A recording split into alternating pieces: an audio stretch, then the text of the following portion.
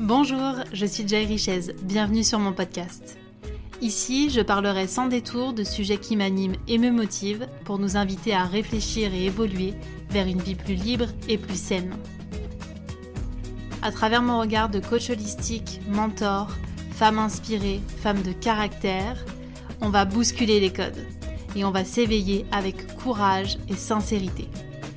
Ces deux vertus seront le leitmotiv de ce podcast pour avoir le cran de vivre une vie qui nous ressemble et arrêter les fausses excuses. Je vous souhaite une très belle écoute.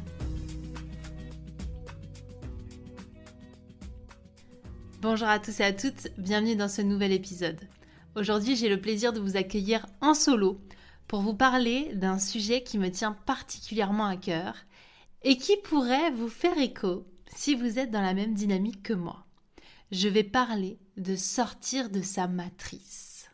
Alors je le dis avec un ton un petit peu mystérieux parce que moi, cette notion de matrice, elle me fait penser à Matrix.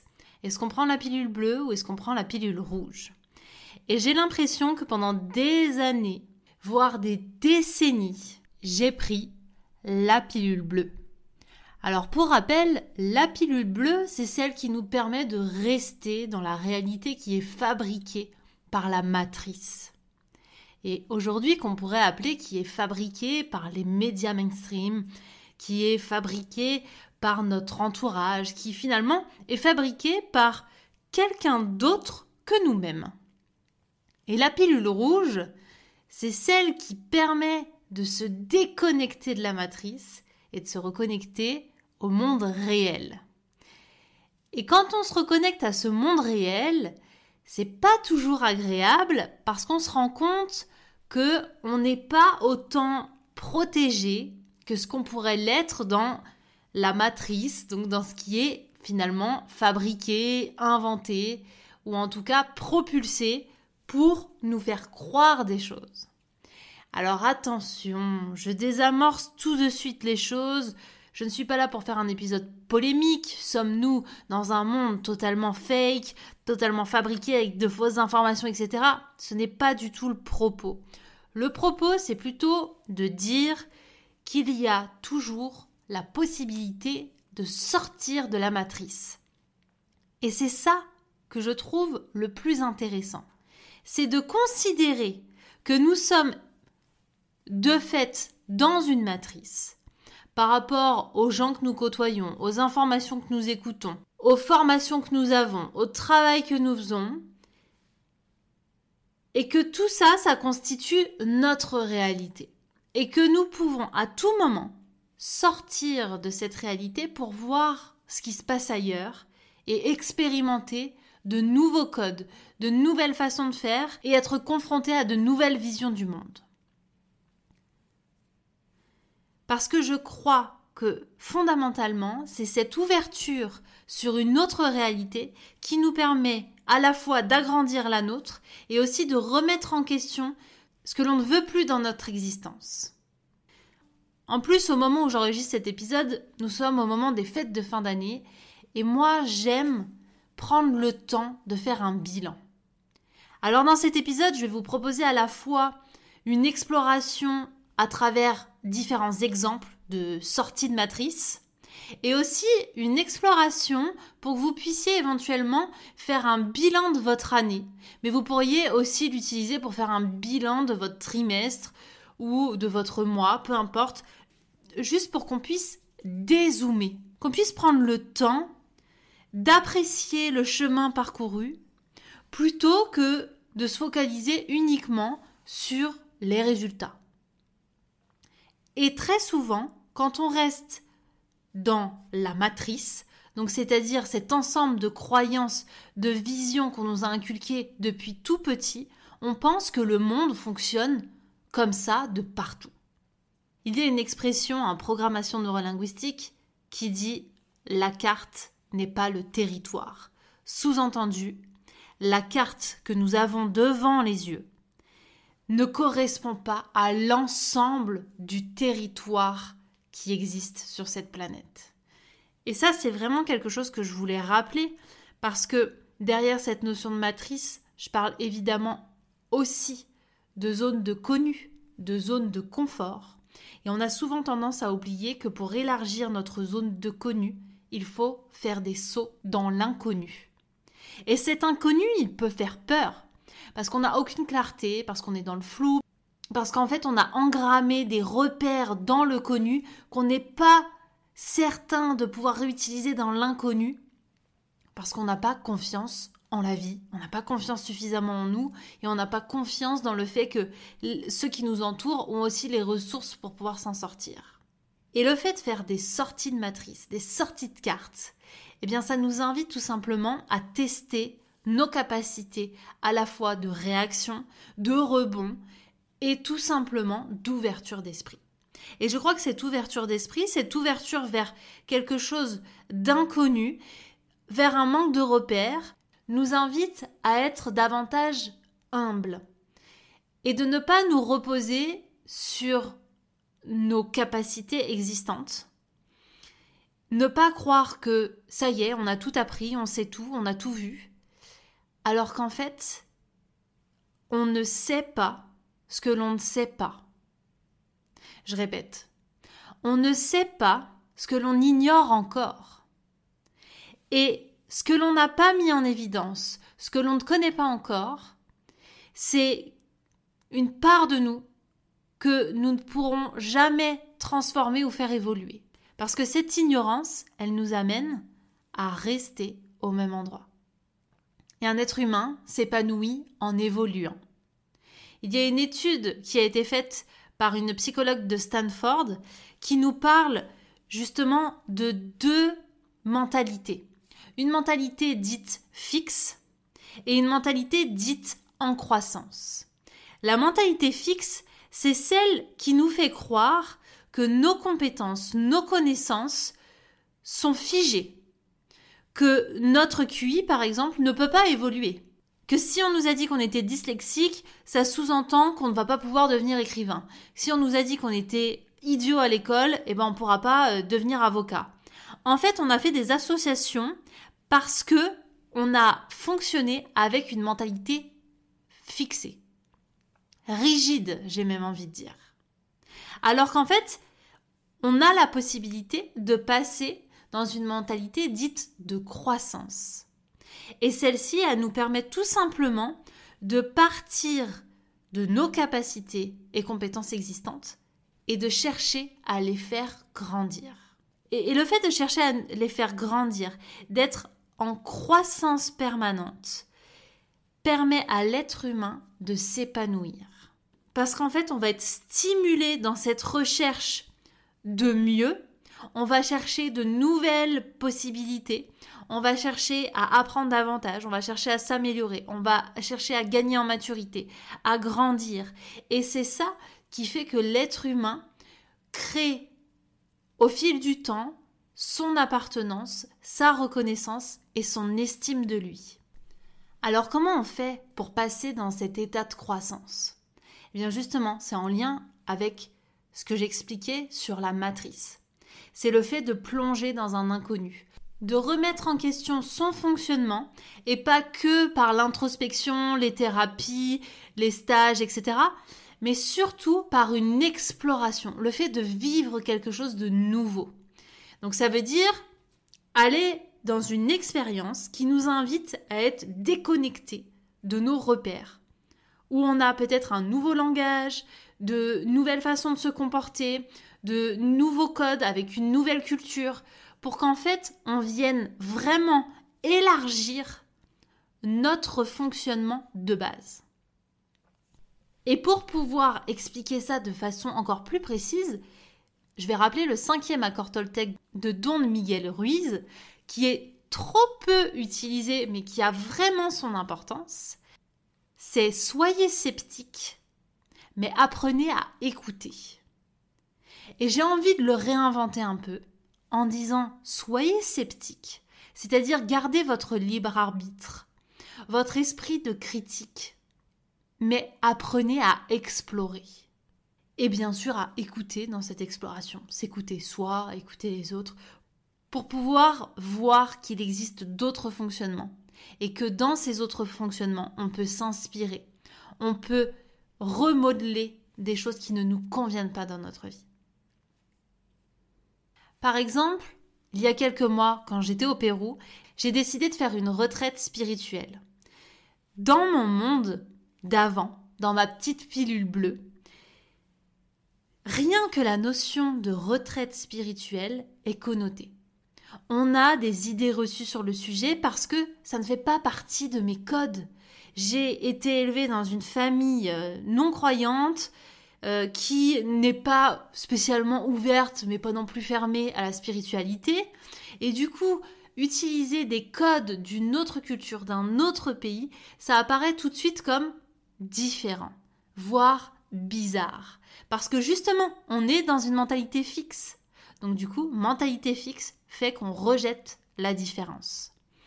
Et cette difficulté que nous avons à accepter la différence, elle découle tout simplement de notre façon de fonctionner au départ.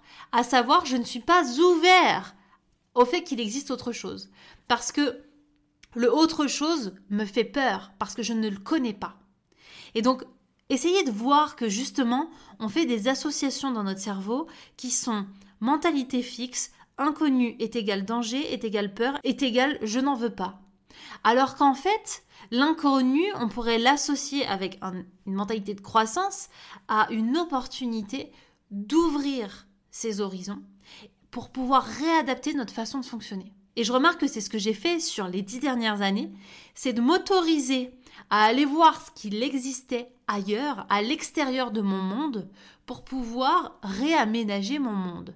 Comme si on refaisait un petit peu la déco à l'intérieur de sa maison et qu'on se disait, bah tiens, au lieu d'aller chez Ikea, je vais plutôt changer, je vais aller dans les vides-greniers, je vais faire un peu du troc de Lille, etc., etc. Pour en fait, aller voir ce qu'on fait ailleurs. Non pas pour le juger, mais pour pouvoir élargir notre zone de connu. Et pour pouvoir voir aussi que finalement, dans cet inconnu, il y a des trésors. Je reviens sur ma notion de retraite spirituelle, qui est très connotée. Alors qu'en fait, derrière ça, pour moi, il se cachait vraiment une envie et un enthousiasme de découvrir un autre monde. Dans tous les sens du terme. Et je vais vous expliquer mon expérience qui, je pense, va résonner pour certains d'entre vous et va vous montrer que parfois quand on débarque dans l'inconnu, la seule chose à faire, c'est de ne rien faire. À savoir, se laisser guider. Donc en fait, cette retraite, elle m'avait été recommandée par une amie qui l'avait faite quelques années auparavant. Et elle m'avait un petit peu expliqué comment ça allait se passer, donc je connaissais les codes, je savais exactement quel type de cérémonie je choisissais et comment ça allait se passer. Par contre, j'avais peu de détails sur la logistique et moi j'aime bien être très organisée et là j'avoue que je me suis dit laisse faire, tu verras bien. Au moment où j'avais rendez-vous avec la personne, j'attends 1 heure devant le lieu, personne ne vient et comme je n'avais pas de connexion, c'était assez compliqué. Et puis finalement, j'arrive à trouver le Wi-Fi quelque part et là, elle me dit « je vous envoie un taxi ». Sauf que je me trouve dans la 2e plus grande ville du Pérou et là, je me dis « ok, donc le taxi va s'arrêter et va dire « bonjour, tu es Joy, je t'emmène au temple ». J'étais pas certaine de ça et en fait, à un moment donné, un taxi s'arrête et il me dit « vous êtes là pour la retraite spirituelle ?» et là, je me suis dit « ok, fais confiance ». Il y a peut-être peu de taxis qui s'arrêtent pour dire ça. Et quand j'étais dans le taxi, il y a vraiment ma mentalité fixe qui est revenue et qui s'est dit quand même, tu lui as pas demandé si c'était bien de la part de telle personne qui venait, où est-ce qu'il t'emmenait. J'ai rien demandé du tout. J'ai fait confiance. Et ça pour moi, c'est un vrai saut dans l'inconnu, dans tous les sens du terme. C'est-à-dire que j'ai écouté à la fois mon intuition, qui m'a dit « ok, pas de souci, monte dans cette voiture ». Et en même temps, la confiance en l'autre et en la personne qui m'avait envoyé ce taxi. Alors pour certains, ça sera peut-être une preuve d'imprudence parce qu'on est dans un pays, à l'étranger. Et en même temps, ça aurait été dans ma ville, j'aurais fait confiance. Donc là, pour moi, c'est aussi une marque de quand on sort de sa matrice, on s'adapte aussi aux codes qui sont différents. Et là, l'un des codes, c'est juste de faire confiance. Et très souvent, quand je voyage, je me rends compte qu'il y a des codes qui diffèrent En France, par exemple, on a peur de se faire voler des choses. Donc, du coup, on va cacher nos clés, on va cacher nos biens, etc. Si vous allez, ne serait-ce qu'en Asie, vous allez laisser votre scooter avec les clés dessus, vous n'allez pas vous dire « Oh là là, mon Dieu, on va me le voler » ou mon casque ou autre. C'est juste des codes différents. Ça ne veut pas dire qu'il n'y a pas de vol en Asie. Ça ne veut pas dire qu'on est hyper voleur en France. Ça veut simplement dire qu'on est dans 2 matrices différentes. Je reviens à mon histoire de retraite. Et une fois arrivée dans le centre où va se passer la retraite spirituelle, je découvre un tout nouveau monde. Je suis là, j'ai confiance parce que ça m'a été recommandé et en même temps, il y a une sorte d'appréhension en moi parce que je ne sais pas ce qui va se passer et je ne sais pas comment je vais les vivre. Je sais que dans cette retraite, il y a certains codes qui sont importants, comme par exemple le fait de faire un jeûne, le fait de ne pas avoir de distraction, donc pas de réseau, le fait de vraiment chercher à se recentrer et d'être dans ce fameux instant présent dont nous parle Eckhart Tolle. Et là, je ressens toutes les énergies qu'on peut trouver dans un lieu hautement spirituel où tout est symbole, où tout est réfléchi, où tout est pensé pour que la personne puisse vraiment être dans une introspection. À la fois dans les pratiques, mais aussi dans la façon de se comporter, la façon d'échanger avec les gens, le fait de parler moins fort, voire de ne pas parler du tout, d'avoir des temps seuls, en silence, d'aller marcher dans la nature. Il y a vraiment des principes à respecter et qui ne sont pas forcément ceux que je vis au quotidien. Par exemple, dans ce que j'allais vivre, je savais qu'il y allait avoir une cérémonie de l'ayahuasca, une cérémonie autour des énergies négatives et autres joies spirituelles. Qu'est-ce que c'est une cérémonie de l'ayahuasca ? C'est une cérémonie où on utilise une plante médicinale pour pouvoir partir en état de conscience modifié. Alors déjà, rien que ça, dans ma réalité de pilule bleue, le mot état de conscience modifié, il n'existait pas il y a plus de 10 ans et surtout il était connoté gens perchés, gens perdus et gens qui ont totalement un problème. Pourquoi ? Parce qu'encore une fois, c'est l'inconnu. Je ne connais pas, donc du coup je classe selon mon modèle de fonctionnement habituel. Alors aujourd'hui, maintenant que j'ai exploré ce monde, que j'ai aussi compris ce qui leur sortait, ce que ça voulait dire, et qu'en plus de le vivre, je l'ai étudié, eh bien je comprends que l'état de conscience modifié, c'est un état de conscience plus éveillé qui nous permet de capter des choses que l'on ne capterait pas avec notre simple mental. Par exemple, lorsque l'on dort, on est déjà en état de conscience modifié. Et on peut même se rendre compte que nous sommes en train de rêver quand nous rêvons, si on décide de mettre de la conscience sur notre rêve. On rencontre plein d'états de conscience modifiés dans notre vie. Si vous faites de l'hypnose, si vous faites de la sophrologie, de la méditation, si justement vous avez tendance à rêver. En fait, tout ça, ce sont des états que notre cerveau crée pour pouvoir nous amener en connexion avec autre chose, généralement notre inconscient. Et pour certains, derrière l'inconscient, il pourrait y avoir l'univers, les dieux, ce que vous voulez. Là, c'est pas l'idée, c'est juste de comprendre que, ne serait-ce que sur un terme, je pourrais déjà vous faire tout un podcast pour vous expliquer qu'on a une vision différente parce qu'on est dans des matrices différentes. Le chaman qui m'a fait la cérémonie, je peux vous dire que pour lui, un état de conscience modifié, c'est son quotidien.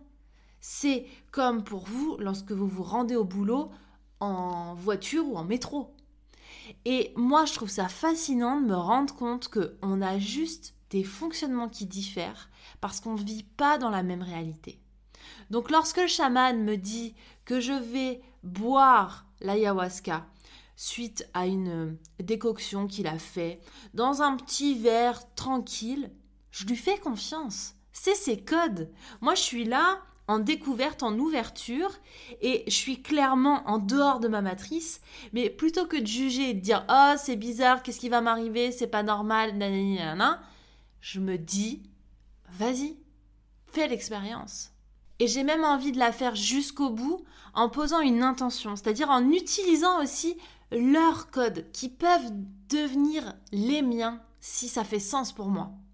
C'est-à-dire que avant de boire cette plante, j'ai pris le verre entre mes mains et j'ai posé une intention. Comme si j'allais parler à la plante. C'est juste pour vous dire que selon le contexte, on peut agir différemment. Et si ça nous fait du bien, on peut aussi intégrer des codes qui ne sont pas les mêmes codes que notre propre matrice.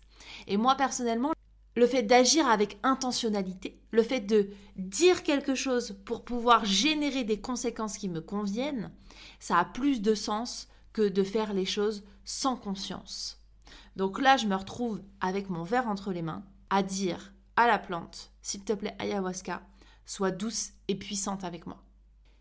Et si j'avais 2 mots pour retranscrire cette cérémonie, ça serait doux et puissant. Et ce qu'il faut savoir dans cette cérémonie de l'ayahuasca, c'est que le principe, c'est de se purger, de se nettoyer. Comme on pourrait le faire avec un lavement, comme on pourrait le faire avec une cure. Là, l'idée, c'est que cette plante-là, qui est une liane de la jungle amazonienne, va agir sur tous les corps subtils à l'intérieur de nous qui ont besoin d'être nettoyés et elle va littéralement sortir tout ce qui doit sortir. Généralement, c'est en vomissant. Et donc, vous savez, enfin en tout cas je savais, que cette cérémonie, j'allais la passer principalement à vomir. Et dans ma matrice, moi, de base, on ne fait pas ce genre de choses. On ne se dit pas, tiens, je vais aller passer un moment pendant 5 heures à vomir. Parce que vomir, c'est connoté comme désagréable, je suis malade et j'ai pas envie de le vivre. Alors que là, pour la première fois de ma vie, et je vous le dis vraiment avec toute ma sincérité, j'ai adoré vomir. Parce que c'était dans un contexte différent, parce que mes ressentis étaient différents, et parce qu'en fait, je savais ce que c'était en train de me procurer. Et donc, du coup, le fait de sortir des choses de mon corps, c'était comme un cadeau que je me faisais à moi-même. J'ai même eu la chance dans cette expérience de le vivre en solo, en tête-à-tête avec le guérisseur, ce qui m'a permis d'apporter une dimension plus humaine à ce que je vivais, puisqu'après, j'ai pu échanger avec lui sur son quotidien, sur comment c'est d'être un chaman au Pérou, en fait.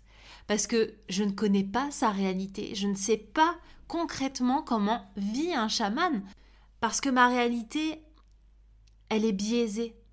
Elle est transformée par ce qu'on a voulu m'inculquer, par les croyances qu'on a voulu coller sur certains termes, sur certains concepts. Moi, il y a quelques années, un chaman, c'était un gars qui faisait du ouh autour d'un feu, et c'est tout. Franchement, c'est hyper réducteur et pas du tout représentatif de la vraie vie. Là, le fait de pouvoir vivre une expérience avec lui, concrètement, où j'ai ressenti qu'il n'y avait pas besoin de mots pour qu'il puisse interagir avec moi, où il n'y avait pas besoin qu'il me touche, il n'y avait pas besoin que je le comprenne, qu'on parle la même langue. En fait, on avait juste besoin d'être présent à ce qu'on faisait, tous les deux, et on se comprenait.